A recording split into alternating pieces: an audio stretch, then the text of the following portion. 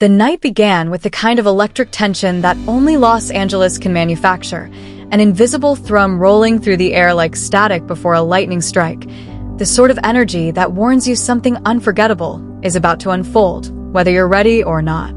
Meghan Markle felt it the second her car turned into the winding, manicured drive leading toward Jeff Bezos' mansion, the location of Kris Jenner's 70-year celebration, a party whispered about for weeks among people who pretended they didn't care, while secretly planning their outfits like their reputations depended on it. Meghan sat beside Prince Harry, who looked out the window with the distracted expression of a man who had long since realized he was merely a passenger in whatever storyline his life had evolved into. Meghan, however, carried a different kind of determination, the sharpened confidence of someone who believed that tonight, she would re-enter the orbit of Hollywood's brightest constellation.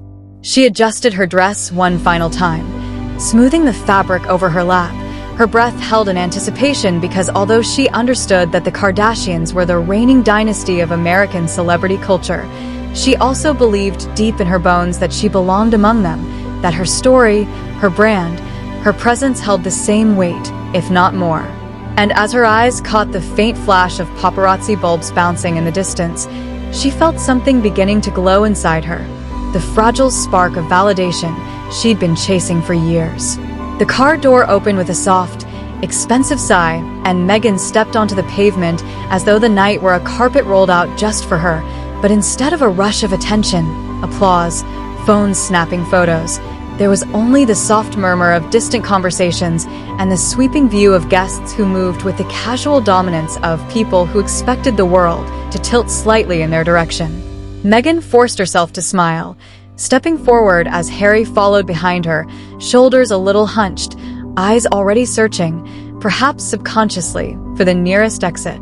They entered the golden-lit foyer, where beams of light skimmed across marble floors polished so perfectly they reflected fragments of sequins, diamonds, and the gleam of impossibly white teeth. Meghan took in the glamorous chaos with a mix of awe and hunger, her chest tightening at the realization that while the party was dazzling, it was also a battlefield, one in which attention was currency and invisibility was the ultimate humiliation. She walked deeper into the mansion, expecting, hoping, to feel the ripple of acknowledgement, but the room continued as it was, guests mingling in clusters of celebrity density so thick it was hard to distinguish where one star ended and another began. Meghan's smile wavered for the slightest fraction of a second, then sharpened again, because she refused to entertain the possibility that she wasn't being noticed. Surely they saw her. Surely they whispered her name. Surely someone would lift their phone and discreetly capture proof of her presence. Yet as she scanned the faces around her, Oprah chatting with Gayle in a corner, Jeff Bezos laughing with Robert Downey Jr., Kim Kardashian gliding through the crowd like a queen in her element, no one turned toward her. Not yet. But they would, she told herself. They had to. Harry, meanwhile, was drifting behind her like a shadow detached from its original source. He looked uncomfortable in the Bond-themed attire Meghan had insisted he wear, tugging at the lapel as though it carried a secret weight that only he could feel. His eyes wandered across the room until they landed on Kris Jenner, who stood beneath a crystal chandelier that cast a halo of sharp, glittering light over her. Her dress was bold, architectural, commanding attention with the same authority she carried in her voice and business dealings. Harry stared too long, his vision slightly unfocused from the champagne he had gulped earlier in the car, and his gaze fell lower, lingering in a way he didn't intend but couldn't quite control. Meghan saw it. Of course she did. And the small spark of irritation that flashed through her was so sharp it almost cut through the fabric of her smile. They moved further in, Meghan adjusting her posture, her expression, her entire aura, trying to radiate the kind of cool, curated confidence she had studied so carefully in red carpet photos over the years. But the truth was undeniable. The room didn't shift for her. No hushed gasp, no ripple of recognition, no swarm of influencers eager for a photo. Instead, the atmosphere felt strangely resistant, as though the party itself had not been expecting her, nor particularly wanted her to absorb any of its spotlight. Meghan's pulse quickened, but she fought to contain it. Then something miraculous happened, or at least it seemed miraculous in the moment. Kim Kardashian began drifting toward them, her presence part gravitational pull, part calculated destination. Meghan's heart leapt. This was it. The moment. The photograph that would circulate everywhere, whispered about on podcasts, dissected by tabloids, clipped into TikToks with millions of views. The moment she would be seen standing beside America's most powerful influencer, the image that would pivot her narrative from outsider back to insider. Kim greeted them with a warm but faintly surprised smile, the kind that hinted she hadn't been expecting this encounter at all. Still, Meghan leaned in, ready for the cameras, ready for the flash, ready for the caption potential. Kim lifted her phone, and Meghan positioned herself with practiced precision. The angle, the chin tilt, the expression that said effortless glamour with a whisper of vulnerability. The shutter clicked, and in that tiny sound, Meghan heard the promise of a resurrected brand. But the promise evaporated almost instantly. Kim slipped the phone back into her hand, offered a few polite words, then flowed away into the sea of celebrity, like a fish returning to its natural current. Meghan exhaled shakily, already imagining how the photo would look on Kim's grid. The likes, the comments, the articles. Meghan Markle makes surprise appearance at Kris Jenner's party. Sussexes in the circle again. Hollywood royalty meets real royalty. It all danced deliciously through her mind, a constellation of possibilities about to align perfectly. But before she could savor the vision, Harry leaned close to her ear and murmured, "We should go soon." His voice was soft, heavy, uncertain. She pulled back just enough to look at him with disbelief. "We just got here," she whispered sharply. Harry shrugged helplessly, uncomfortable in the velvet suit and a sea of eyes that somehow didn't feel like eyes at all, because no one was truly looking at him. Still, Meghan forced him to stay. Drifting through the party with a smile, she felt cracking at the edges, trying once more to find a pocket of relevance, anyone who wanted to speak to her, anyone who recognized the effort she had put into tonight. But the guests seemed too immersed in their own worlds, buzzing with conversations that orbited topics Meghan couldn't access. Deals, projects, inside jokes. Apologies for that last interview that was totally taken out of context. There was laughter, real, easy, exclusive. And Meghan, despite her tailored dress and perfected makeup, felt as though she were standing behind an invisible wall of glass. After barely 10 minutes of navigating the room with increasing discomfort, she finally tugged Harry toward the exit, each step feeling like defeat wrapped in a designer shoe. They left unnoticed, unacknowledged, unsaved by any serendipitous moment. But Meghan told herself it didn't matter. The photo would fix everything. Except it didn't. Because somewhere between the exit and the ride home, something happened that Meghan couldn't have anticipated even in her most anxious imaginings. The image she had pinned her hopes on, a simple snapshot with Kim, was posted. Briefly, then removed. Not archived. Not forgotten. Deleted. Scrubbed. Erased cleanly, swiftly, almost clinically, as though she had never been there at all. Screenshots existed, of course, because the internet never sleeps. But the deletion was unmistakable. Deliberate. A message written in pixels and absence. And when Meghan saw that the photo had vanished from Kim Kardashian's feed, as though the moment had been wiped out of existence, something inside her cracked open, releasing a slow, cold dread that spread through her chest like smoke. This was not just a missing post. This was a statement. This was a boundary. This was a rejection wrapped in silence, delivered by the queen of curated perfection. And as the world began to whisper, to dissect, to speculate, Meghan felt the walls of narrative she had spent years constructing begin to tremble. Because the deletion wasn't the end.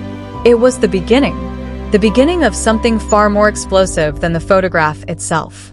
The moment Meghan noticed the photo had vanished from Kim Kardashian's grid, it felt as though the air around her collapsed inward, imploding with a silent violence only she could feel. She sat frozen in the back seat of the car, the soft hum of the engine fading behind the loud, ringing pulse in her ears. Her phone screen glowed mockingly, the empty space where the photo once lived staring back at her with a kind of cold indifference she couldn't rationalize. Harry beside her was scrolling aimlessly, not noticing her sudden stillness until her sharp inhale broke the quiet. "It's gone," she whispered, the words escaping like a confession rather than an observation. Harry blinked, confused. "What's gone?" Meghan didn't answer. She just thrust the phone into his hands, her eyes burning with disbelief, her breath tight like the room around her had shrunk to the size of her clenched fist. Harry stared at Kim's page, frowning at the lack of the photo he vaguely remembered being taken. "Maybe she archived it," he suggested, his voice attempting a calm that didn't reach his eyes. But Meghan shook her head slowly, every muscle in her face tightening. She knew better. Kim Kardashian did not archive things. Kim curated things, edited things, designed things. Every frame of her digital empire was intentional, sculpted with the precision of a jeweler cutting diamonds. If Kim deleted something, it was because the post did not serve her image, her brand, her narrative. And Meghan, sitting in the darkened car with twinkling city lights streaming past the window, realized that she had just been considered a liability. The word struck deep, sinking into her like a thorn buried beneath skin. She could almost feel the public's unseen eyes turning toward her, the whisper building, the speculation rising. Already she imagined the tweets, the TikTok breakdowns, the YouTube gossip channels adding dramatic music to their thumbnails. Why did Kim delete the photo? Meghan erased again? Hollywood rejection? The kind of viral dissection she had once hoped would elevate her narrative now threatened to tear something fragile inside her. Meanwhile, Harry, who had never mastered the art of emotional triad, reached for her hand, but his touch felt too light, too late, too uncertain. "Meg, maybe it wasn't about you," he tried again. "Could be lighting, could be anything." Meghan stared forward, eyes fixed on nothing, voice brittle as frost. "Kim Kardashian does not delete things by accident, Harry." It wasn't anger in her tone, worse. It was humiliation. Quiet. Raw. The sort that sits heavy in the chest like a stone sinking in shallow water. By the time they reached home, Meghan felt the kind of restless panic that made her want to scroll and scream and disappear all at once. She walked inside with the stiff posture of someone trying desperately to stay composed, her heels tapping sharply against the floor as though each step were a punctuation mark in a sentence she was rewriting inside her head. She sat on the couch, opened her phone again, and the swirl of online chatter had already begun, snowballing with ruthless momentum. People had posted screenshots of the photo before it vanished. Others were comparing timestamps, analyzing shadows, counting minutes like forensic analysts working a digital crime scene. "That was fast," Harry muttered as he looked over her shoulder. Meghan said nothing. She couldn't. Her throat felt tight, her thoughts sharp and jagged. The comments varied, each sting wearing a different mask. Some were mocking, not the Kardashians deleting Meghan like an unwanted filter. Others speculative. Do you think Meghan asked them to take it down? And still others cruelly dismissive. They didn't want the drama that comes with her. But the worst ones were the ones that carried a kind of calm, brutal clarity. Kim only deletes posts that hurt her brand. That sentence clung to Meghan's mind like a parasite, because it didn't feel like commentary, it felt like truth. A truth Meghan had been running from, outrunning, performing away from for years. A truth that had arrived tonight with the precision of a blade. And as the hours passed, online attention intensified rather than faded. Influencers began posting videos speculating on the reason for the deletion, some with amused smirks, others with exaggerated shock. One TikTok creator paused dramatically before saying, "When Kim deletes something, it's not an accident, it's a message." Meghan watched that clip with an expression so still it was almost statuesque, her jaw clenched, her eyes bright in the dim light of the room.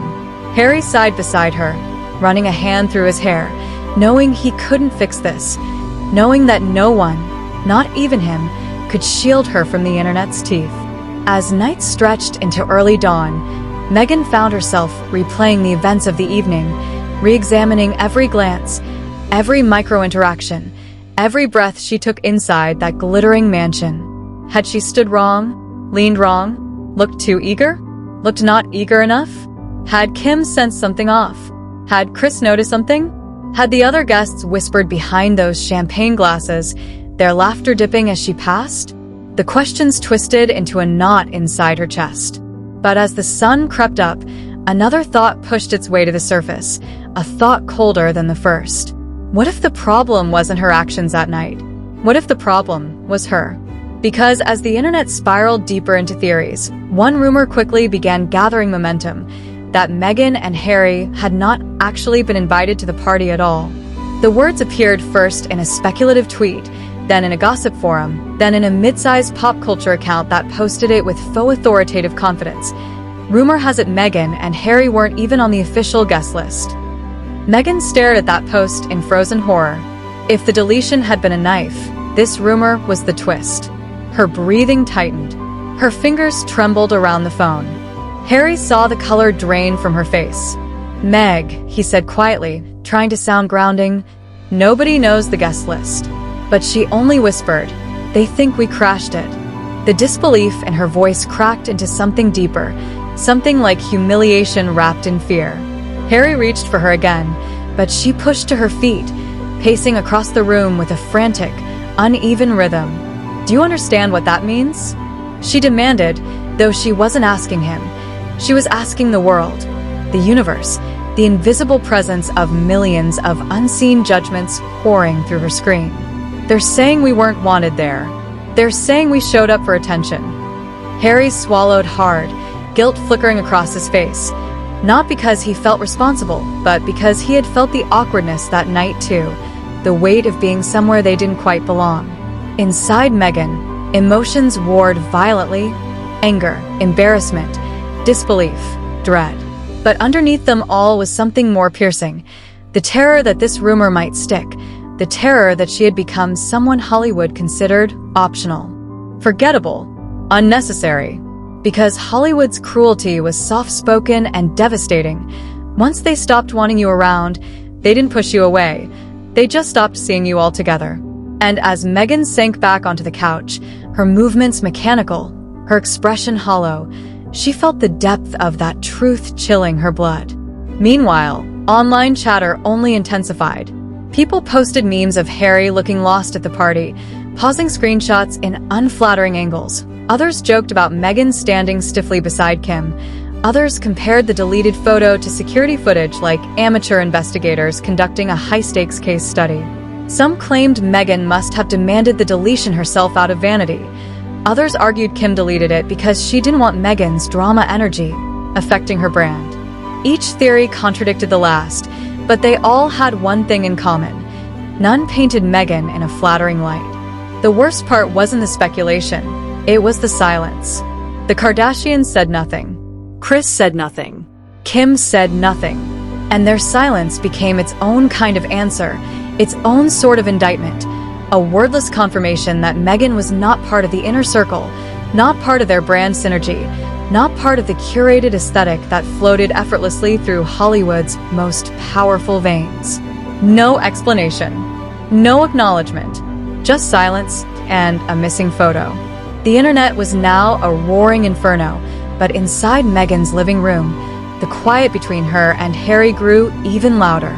He finally said gently, "Meg, maybe you shouldn't keep reading all of this." Meghan lifted her face slowly, her eyes heavy and exhausted, but still burning beneath the surface. "I have to know what they're saying," she whispered. "It's my name." Her voice cracked, barely perceptible, but there. Harry looked at her for a long moment, an ache settling in his expression, because he knew she wasn't just scrolling.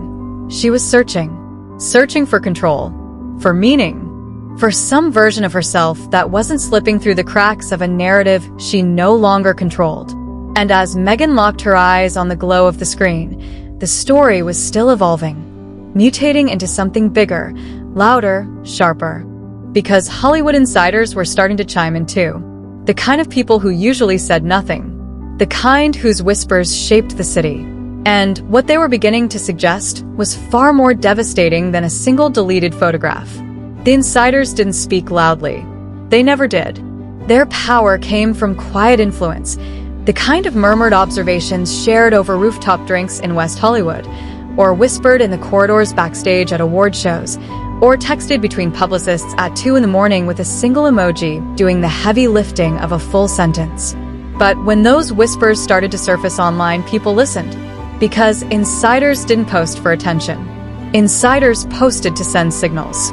The first insider comment appeared beneath a harmless pop culture post discussing the photo deletion. A small, almost invisible reply from an account with a private profile and a familiar tone. Kim deleted the pic for a reason. They know. No explanation, no context, nothing, just those words. And those two final, haunting words, they know, spread like gasoline across the internet. People screenshot the comment, reposted it, analyzed it like a prophecy. And almost instantly, conspiracy theorists, gossip channels, and professional speculators decided it meant something catastrophic.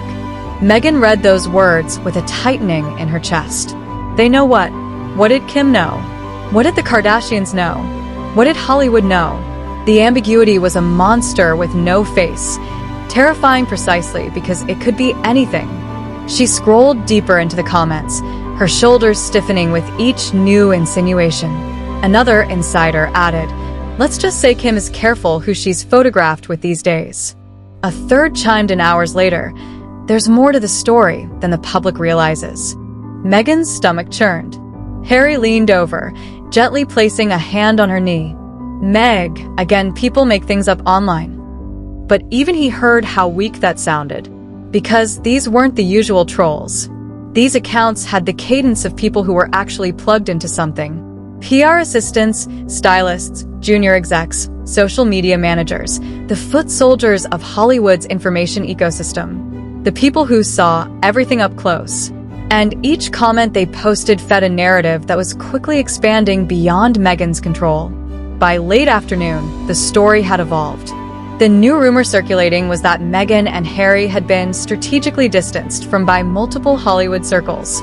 A gossip blog, one known for its glamorous tone and surgically vague inside info, posted a blind item unmistakably about them. A certain couple famous for their royal departure is finding themselves less welcome at high-profile events than they realize. Hosts feel their presence, changes the energy in the room. Meghan reread that phrase, changes the energy, over and over. Her hands trembled slightly. "They're letting people think we're toxic," she murmured, her voice thin with disbelief. Harry tried to argue, but even he felt the sting of the wording. Because he had felt something shift at that party too.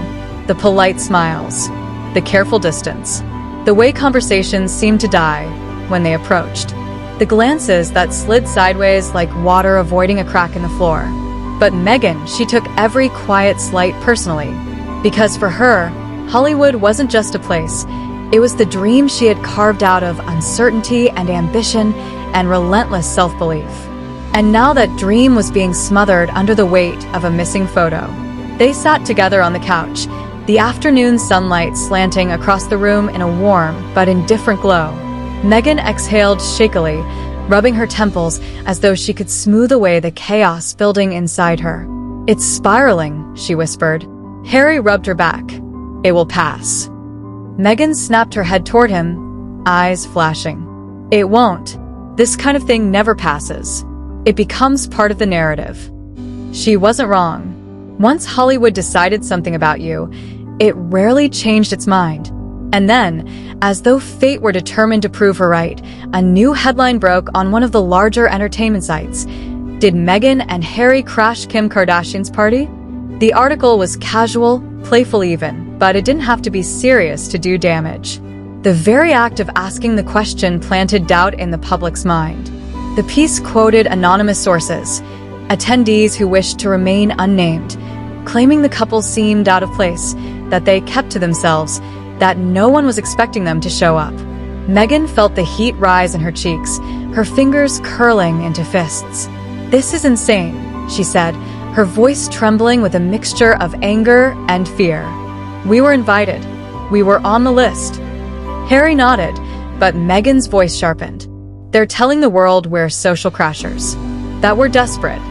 She pushed to her feet again, pacing the room in a tight, agitated loop. Harry didn't try to stop her. He knew better by now. When Meghan paced like this, she was trying to hold herself together. The article continued to spread, picked up by bigger outlets, dissected by morning show hosts and late-night commentators. Each discussion added a layer of humiliation, a new angle to the speculation. Even people who didn't care about Meghan or Harry found themselves drawn into the drama. And the comments beneath these stories were merciless. One particularly viral comment read, "I didn't think you could fall up and still land on the floor, but Meghan did it." Another said, "Kim runs Hollywood like Buckingham Palace never could. If she doesn't want Meghan in her photos, that's the real exile." Meghan stared at these comments with a wounded, haunted expression, as though each sentence carved a small line into her. She opened TikTok and saw video edits mocking her expression in past interviews, edits comparing her to reality stars whose fame had faded, edits suggesting she had miscalculated the power dynamics of the celebrity world. The kind of content that went viral not because it was true, but because it was entertaining. Her throat felt tight. Her chest felt smaller. And still, there was another layer waiting to break. Because the Kardashian silence had not gone unnoticed. The press began to interpret their lack of comment as tacit agreement with the narrative forming. Sources close to the Kardashians were now saying they wanted to avoid unnecessary drama. Those words hit Meghan harder than any insult online. Drama. That word had followed her from the palace to California, clinging to her like smoke. As the sun dipped below the horizon, Meghan found herself sitting on the edge of the bed, her phone face down beside her eyes fixed on the floor in a distant, unfocused way. Harry sat across from her, elbows on his knees, watching her with helpless concern. "Meg, talk to me," he murmured.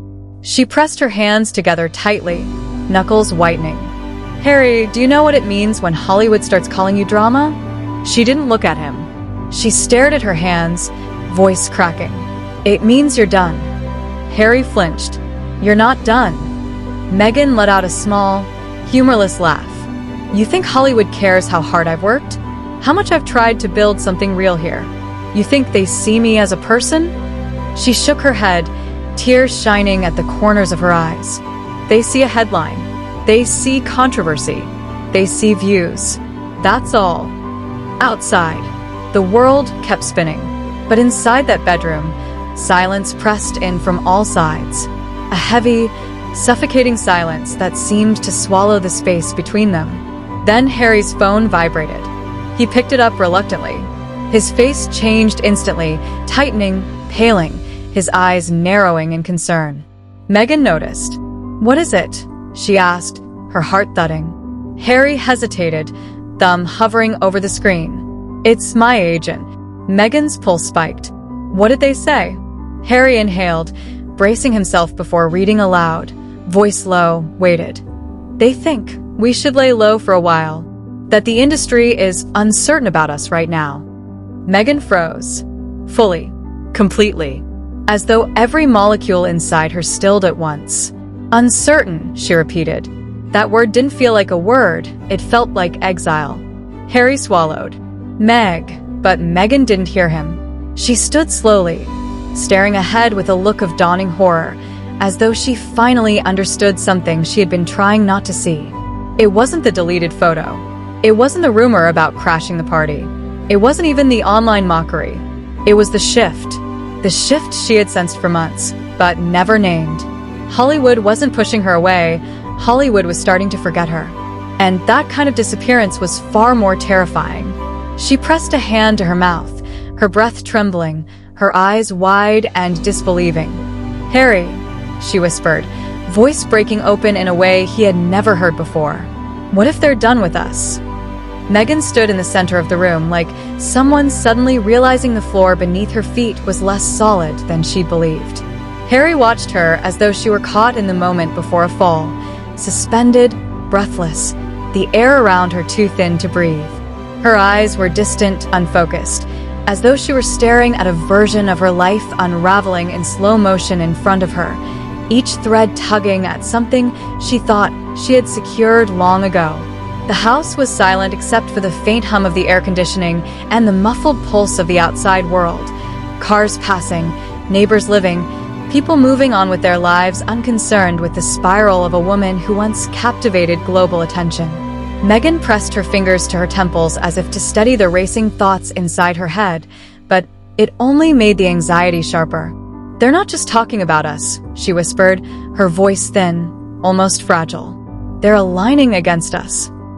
Harry rose, taking a step toward her, but she shook her head sharply, holding up a hand to stop him. She didn't want comfort. Not right now. Comfort felt like surrender. Comfort meant agreeing that something was wrong. Her phone buzzed again on the bed, a notification from a journalist she'd once considered friendly. She ignored it. Another buzz. A PR strategist she'd worked with months ago. Another buzz.